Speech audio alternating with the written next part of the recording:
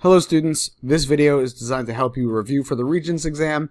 This is specifically about coordinates. We're going to be talking about a lot of things to do with coordinates, topics like slope, midpoint, and distance, as well as looking at properties of different shapes and trying to prove that these shapes are what they say they are. You should already have attempted the packet that was given out in class. If you haven't done so already, please pause the video, try to do that first page, and then come back when you're done. Alright. Taking a look at the first problem of the packet here, it asks for a line that is perpendicular to a line with this equation, and it passes through this point. Remember that perpendicular means negative reciprocal. It actually says it in the directions here. Perpendicular has negative reciprocal slopes. It means flip the fraction and change the sign. So the fraction here is negative 2/3. I flip the fraction to be 3/2, and I change the sign from negative to positive. That's what happens when you make a negative reciprocal slope. So I've changed that slope. Now I have my brand new slope. In order to find the y-intercept of this line, remember from algebra you need a slope and a y-intercept. I'm going to take the point that they gave us, which is x and y, and I'm going to substitute that into y equals mx plus b. Here's my slope, here's my y, and here's my x. Solving that, I get 3.5 as our y-intercept, and that is our equation. Another equations question, this one a little bit easier. It's asking whether the lines are parallel, perpendicular, or neither. I solve the equation to get the y by itself, to isolate the y. This is a procedure that you should remember from algebra, and if you don't, shame on you. Once we get this slope, which is 4/5, we compare it to negative 4/5. It looks like these two slopes are not the same, so they're not parallel. It also looks like these two slopes are not negative reciprocals. Notice that they have a negative and a positive, but you must also flip the fraction. That's what it says up here. This fraction is 4/5. This fraction is negative 4/5. It's not 5/4, so it is not perpendicular either. We have to say that it is neither. Neither. Or neither. I guess whatever you want to call it. For question 3, the line is y equals x plus 1. I added in this 1 to show that that's the slope. It's transformed by a dilation, and dilations always have the same slope, which means one of these linear equations is also going to have the same slope. If you solve all of them for y, if you get y by itself in all of these equations, you're going to get the slopes. This is 1, this is going to be negative 1, this is going to be negative 3/2, this is positive 3/2, and the only one that has the same slope as this one, which is 1, is this one, which is 1, choice 1. For question 4, what's the equation of the image of a dilation of the line, blah, blah, blah, blah, blah, by a factor of 3? Factor of 3 means that's the thing that we're multiplying by, and it's centered at the origin. Well, we don't really need to know that for this problem. The same slope, because the dilation is always going to have the same slope. So this slope is 4, this slope is 4. I know that I have to dilate something in the problem. I have to multiply something by 3, and we're going to be dilating the y-intercept. It should make sense because the y-intercept is really just a point. It's 0, negative 2. So here we're going to dilate it, make it multiplied by a factor of 3. That means it's going to become negative 6. Here's my new equation. Same slope, dilated y-intercept. Alright, for question number 5, it asks for a perpendicular bisector. The words perpendicular bisector mean two different things. Perpendicular means negative reciprocal slope. You remember that from the problem that we just did. It says negative reciprocal slopes here. The bisector means it touches the line segment at its midpoint. So I need two things. I need a negative reciprocal slope, and I also need a midpoint. So the first thing I'm going to do is find the actual slope of the line. That's negative 2/1. Next, I'm going to find the negative reciprocal slope. That's 1/2. I flipped the fraction and changed the sign. Then I'm going to find the midpoint of this line. The midpoint is, of course, 0, 0. You plug it into the midpoint formula, which is a very easy formula, and find the answer. Once we get that midpoint, we're able to find the y-intercept. We have our slope. We already found the slope is 1/2. We have our x and our y, which is 0, 0. So all we have to do is plug that into the equation y equals mx plus b and get the value of b. In this case, b is equal to 0. Boring. The equation is going to be y equals 1/2, that's the slope, x plus 0, that's the y-intercept. Check me out. For question 6, we're supposed to rewrite the equation in slope-intercept form. This is kind of a bonus question. This is an algebra question. I wrote down the steps that I had to do to solve this problem, but you should have been able to do this on your own because it's algebra, and you guys are good at algebra. You took it and passed it. That's why you're in geometry. All right. If you haven't already done so, do the second page, pause the video, and then unpause it when you're done. Alright, moving on to the next part of the video. This part of the video deals with midpoint, distance, partition formula, that kind of thing. Well, there we go, it's resized a little bit better. It gives us a line segment, and then it says that point R is on line PQ. This is a partition formula question. Here's one version of the partition formula. The important part is that A over A plus B that is the ratio, and x2 minus x1, that's the two x values. So I substitute the values that I know, and I get 0 and negative 11. So my R should be 0 and negative 11. What's that you say? It doesn't say negative 11? Guess what? It does now. Alright, for question 2, what is the perimeter of a triangle with these vertices? Express your answer in simplest radical form. In order to find the perimeter of anything, I find the measurements of all the sides.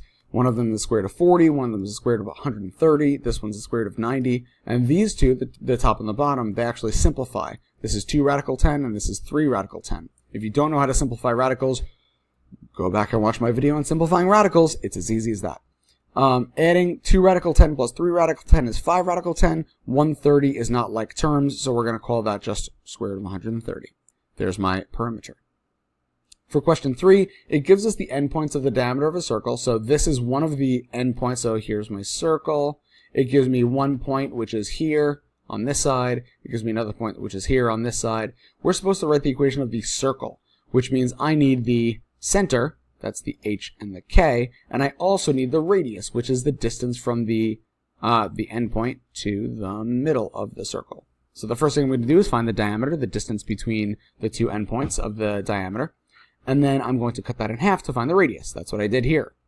Now that I have the radius, I find the midpoint in order to find the center of the circle, and I substitute that into the equation of the circle. We've already done equations of circles by now, so you should know what I'm doing here. This 4 becomes a negative 4, this negative 2 becomes a positive 2, and the square root of 29 is the radius, so I'm squaring that in the equation. It becomes r squared, which is radical 29 squared, which is just 29.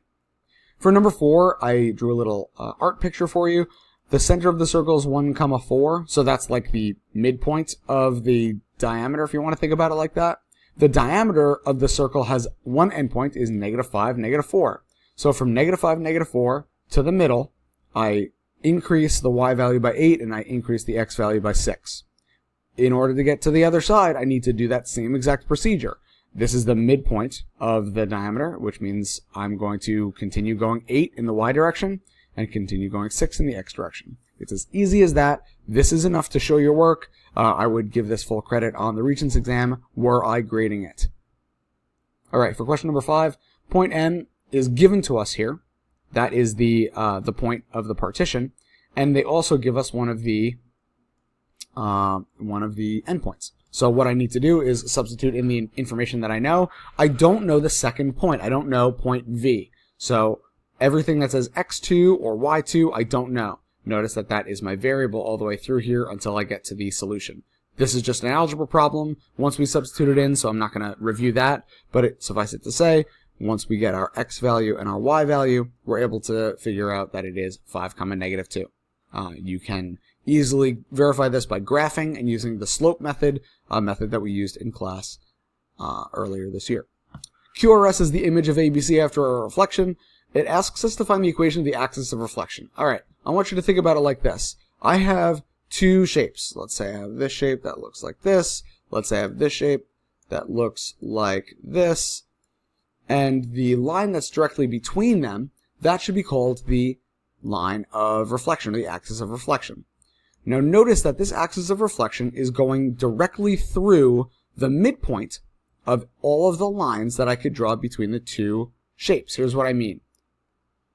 Alright, I've drawn lines that indicate all of the distances between the image and the pre-image here. From here to here, that's one line. From here to here, that's another line. And from here to here, that's another line. The axis of reflection, or the line of reflection, passes through the midpoint of all of those lines. So I find 3 midpoints, 1, 2, 3.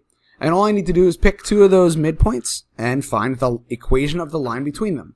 I didn't choose this one, obviously, because this one has some decimals in it. I don't want to use that. I do want to use negative 1, 3 and negative 5, negative 1.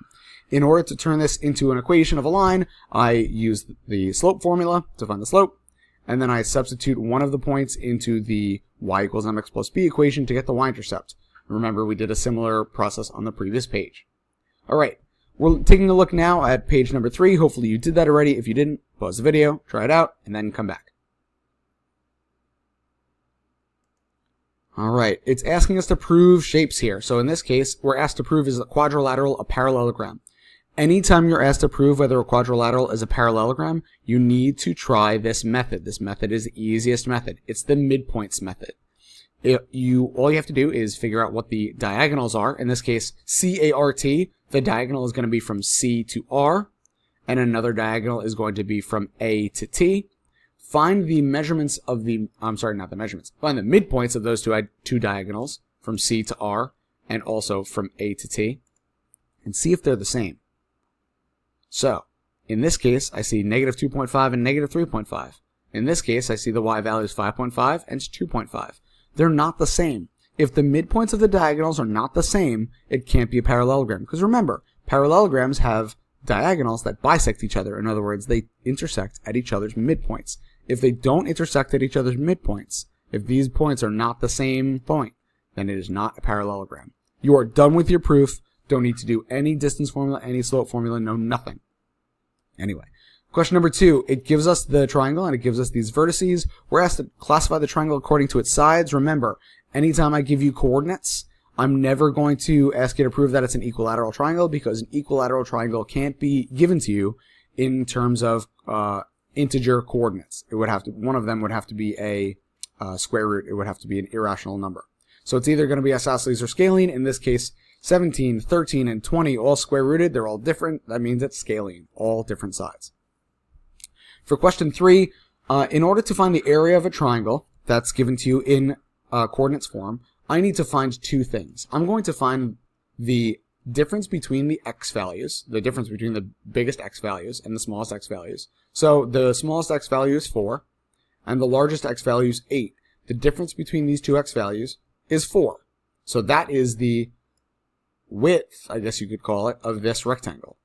Between the y values, it is from positive 10 to negative 3. The distance between them is 13. So now I've created for myself a rectangle that this triangle is drawn inside of.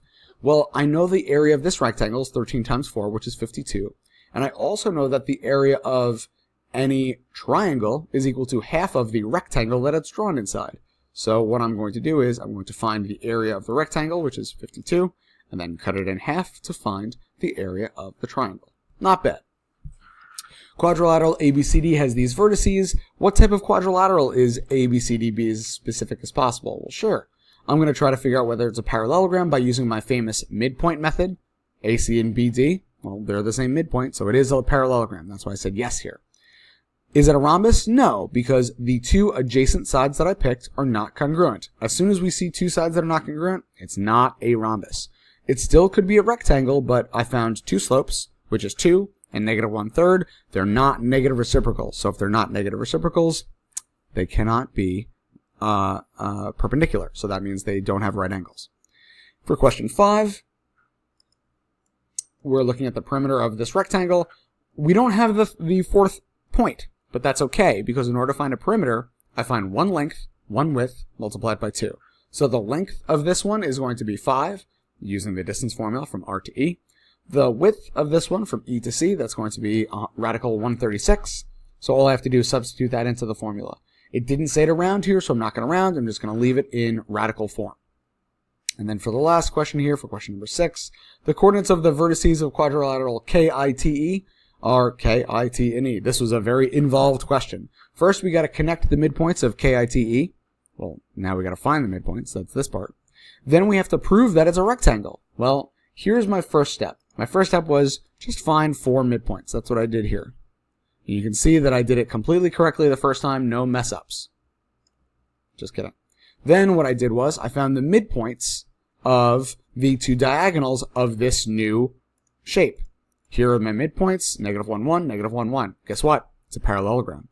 And then I tried to find the 2 different slopes. One of the slopes is undefined, and one of the slopes is 0. That means when it's undefined and 0, that means they're perpendicular, which means it's a right angle. Right angle means rectangle. Alright, that was a review for the Regents Review packet. Good luck studying.